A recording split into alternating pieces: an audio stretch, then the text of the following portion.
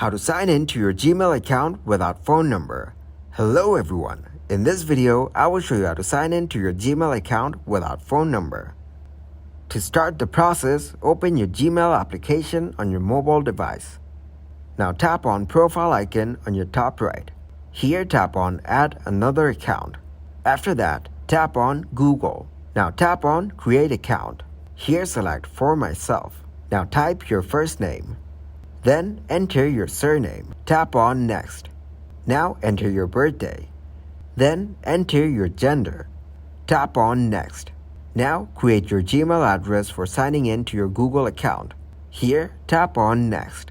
After that, create a strong password. Then tap on next. Now add your phone number to your account.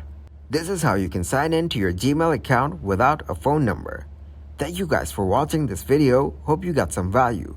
Make sure to like the video and subscribe to the channel to get notified for new videos. See you in the next one.